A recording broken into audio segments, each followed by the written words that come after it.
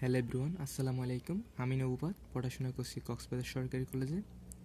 আজকে আমি তোমাদেরকে টিস্যু কালচারের যে ধাপগুলো আছে ওই ধাপগুলো নিয়ে আমি বিস্তারিতভাবে আলোচনা করব। তো যদি তোমরা ক্লাসটা ঠিকভাবে করো তাহলে তোমাদের অধিকাংশ টিস্যু কালচার নিয়ে অধিকাংশ যে কনফিউশনগুলো আছে ওই সবগুলো দূর হয়ে যাবে। সেক্ষেত্রে তোমরা আরও চিত্র কীভাবে আঁকতে হয় বা কীভাবে আঁকলে ফুল নাম্বার পাবে সেক্ষেত্রে এটাও অনেকটা।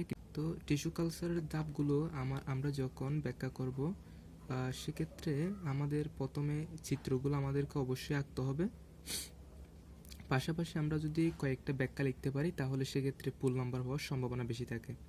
তো আমরা ধাপে ধাপে আলোচনা করব। প্রথমে আমরা যে কোনো একটা টিস্যু কালচার যখন করতে যাব সেক্ষেত্রে আমরা যে কোনো একটা মাতৃ উদ্ভিদ নির্বাচন করতে হবে। ধরো এটা হচ্ছে একটা টব আঁকতেছি। টবের মধ্যে ধরো এটা হচ্ছে একটা গাছ আঁকলাম।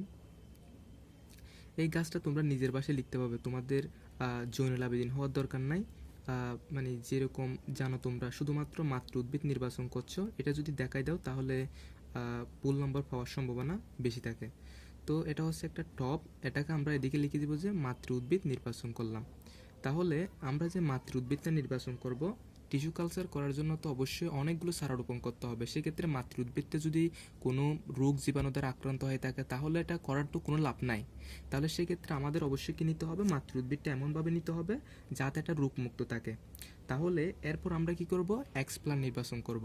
তাহলে তোমাদের প্রশ্ন আসতে পারে যে এক্সপ্লান্টটা কি? এক্সপ্লান্টটা হলো মাতৃ উদ্ভিদের টিস্যু কালচার করার জন্য যে টিস্যুটাকে আমি আলাদা করব সেটা হচ্ছে আমার কি, এক্সপ্লান্ট। তাহলে এক্সপ্লান্টটা আমি কোথা থেকে নেব? এই যে পাতার একটা অংশ, এই অংশ থেকে আমি কি করলাম, এই যে টিস্যুটাকে আমি আলাদা করলাম, এই টিস্যুগুচ্ছকে আলাদা করলাম। আমরা এটাকে টিস্যুগুচ্ছ বলতে পারি অথবা সুন্দর ভাষায় বলতে গেলে সেক্ষেত্রে এক্সপ্লান্ট বলতে পারি। এরপরের ধাপটা কি? এরপরের ধাপটা হচ্ছে আমরা একটা মিডিয়াম তৈরি করে দিব। কেন? এটা তো অবশ্যই বেড়ে উঠতে হবে, কারণ বেড়ে ওঠা মানে চারা যখন আমরা তৈরি করব, যখন অনেকগুলো চারা তৈরি করবো সেক্ষেত্রে একটা তো অবশ্যই মাধ্যম লাগবে, যেটাকে আমরা কি বলি, আবাদ মাধ্যম বলি। তাহলে এই আবাদ মাধ্যমের জন্য আমাদেরকে কি কি করতে হবে? সেক্ষেত্রে আবাদ মাধ্যম তৈরি করার জন্য আমাদেরকে একটা পাত্র আঁকতে হবে। এই যে এটা হচ্ছে একটা কাঁচের পাত্র। এই পাত্রটাকে, যেহেতু এই কালচারটা পাত্রের মধ্যে করা হয়, এই জন্য এটাকে আমরা ইনভিট্রো কালচার বলা হয়। এই যে টিস্যুটা এইখানে বড় হবে, টিস্যুটা যখন এখানে বড় হবে সেক্ষেত্রে এই যে কালচারটাকে আমরা ঢাকনা দিয়ে ঢেকে দিব। ঢাকনা দিয়ে ঢেকে দিব কারণ যখন বাইরে থেকে কোনো বাতাস যাতে এর ভিতর প্রবেশ করতে না পারে, কারণ বাইরে তো অনেক ধরনের রোগ জীবাণু থাকে। তাহলে রোগ জীবাণু যাতে, ওই জীবাণুগুলো যাতে ওইখানে প্রবেশ করতে না পারে, এই জন্য আমরা এটাকে ঢাকনা দিয়ে ঢেকে দিলাম বা তুলা বা নির্জীবকরণ করলাম। এখন এই যে আবাদ মাধ্যমটা আমরা তৈরি করলাম, এই আবাদ মাধ্যমটা যাতে, এই এক্সপ্লান্টটা যাতে বড় হতে পারে সেই জন্য আমরা প্রয়োজন মতো কী করব, যে তার জন্য যে সমস্ত বেড়ে ওঠার জন্য উপাদানগুলো দরকার হয় সেই সবগুলো আমরা মিশাবো।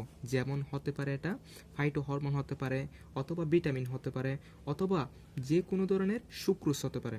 এই সুক্রোজটা কিন্তু বেশি পরিমাণ মেশালেও হবে না, সেক্ষেত্রে একটা নির্দিষ্ট মাত্রায় মেশাতে হবে, সেটা হচ্ছে 2 থেকে 4% পরিমাণ আমাদের বাড়াতে হবে।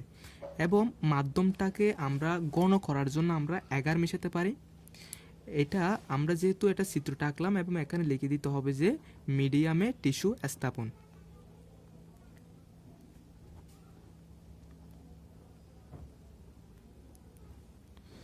এখন এর পরের ধাপটা অনেকেই করতে চায় না, কারণ এটা একটু মানে কেউ না বুঝে এটা করে অনেকে। তাহলে এটা কি করতে হবে? এই যে প্রথমে আমি ফ্লাক্সটা আঁকলাম বা বিকেটটা আঁকলাম এবং তুলা দিয়ে ঢেকে দিলাম, এবং এটা হচ্ছে প্রথমে ছোটো ছিল, এরপরে সে যেহেতু মিডিয়ামে রাখলাম তাহলে সে তো অবশ্যই ফাইটো হরমোন সবগুলো পেয়ে একটু বড় মোটা ছোটো হবে। তাহলে সেক্ষেত্রে একটু আমাদেরকে মোটা করে এটা আঁকতে হবে। এটাকে আমরা কি বলতেছি, ক্যালাস বলতেছি, এবং নিচে তোমরা পানি দিয়ে দিবে। তাহলে ক্যালাস সৃষ্টি হলো। ক্যালাস সৃষ্টি হওয়ার পর এটা আরও অনেক খাবার খাওয়ার পরে সে আরও অনেক মোটা হবে, তাই না? তাহলে কি হবে, এখন মোটা হওয়ার পরে সে অনেকগুলো ক্যালাস বা সারা সৃষ্টি করবে, অনেকগুলো ক্যালাস বা টিস্যুগুচ্ছ সে সৃষ্টি করবে, ছোটো ছোটো অনেকগুলো দিয়ে দিবে তোমরা। এভাবে অনেকগুলো সারা সৃষ্টি হবে। তাহলে তোমরা এখানে লিখে দিবা যে ছোট ছোট সারা সৃষ্টি।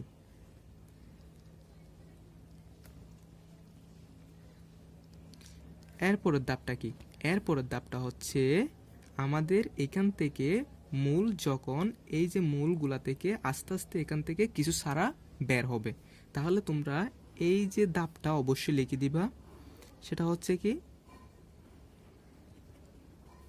এখান থেকে আস্তে আস্তে কি হচ্ছে ছোট ছোট সারা সৃষ্টি হচ্ছে। ধরো যে কোনো একটা সারা লিখে দিবা।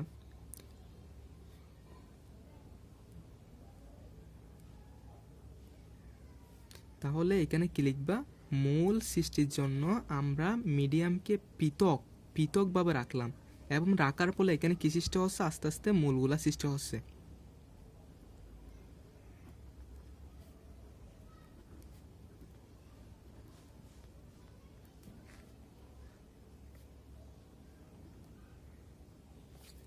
এরপরের ধাপটা কি?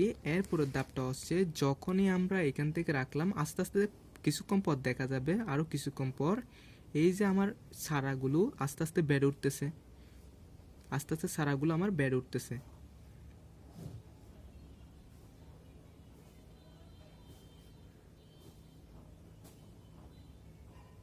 তোমরা চিত্রটা যে কোনো টাইপের লিখতে পারো, সেক্ষেত্রে শুধু দেখা দিলে হচ্ছে। তাহলে এখানে মূল সৃষ্টি হলো। এখন যখন ছাড়াগুলো আস্তে আস্তে মূল সৃষ্টি করে ফেললে এইগুলো মূলগুলোকে তো আমাদেরকে আলাদা করতে হবে। সেক্ষেত্রে আলাদা করার জন্য আমরা কি করব? এটাকে টবে স্থানান্তর করব। টবে স্থানান্তর করব। টবে স্থাপন করার পরে দেখা যাবে যে টপ থেকে এই সারাটা আস্তে আস্তে আরও বড় হয়ে গেছে। সেক্ষেত্রে কি করব? আমরা ওইটাকে যাতে প্রাকৃতিক পরিবেশের সাথে খাপ খাওয়াতে পারি, এই জন্য আমরা এটাকে প্রাকৃতিক পরিবেশে রেখে দিব। তাহলে প্রাকৃতিক পরিবেশে রেখে দিলে সে আস্তে আস্তে সারা ডাল পালা সব কিছু আস্তে আস্তে তৈরি করবে। তাহলে সেক্ষেত্রে অনেকগুলো সারা তৈরি হয়ে গেল না? তাহলে এটা হচ্ছে কি টিস্যু কালচারের ধাপ। এরপরটা কি? এরপরটা আমরা মানে মাঠ পর্যায়ে স্থানান্তর করবো। এটা তোমরা যে কোনোভাবে লিখতে পারো। সেক্ষেত্রে তোমরা লিখবে যে কোনো একটা সারা এঁকে দিবা আর কি। মাঠ পর্যায়ে স্থানান্তর, এটা যে কোনো একটা সারা এঁকে দিবা এবং নিচে লিখে দিবে যে প্রাকৃতিক পরিবেশে এটা স্থানান্তর।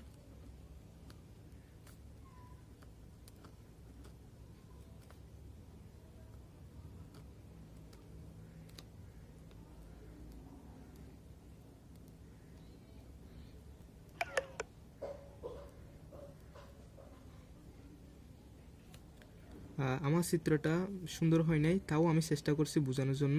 তো যদি তোমাদের ভালো লাগে তাহলে অবশ্যই এটা একটা লাইক করবা। আচ্ছা, ধন্যবাদ।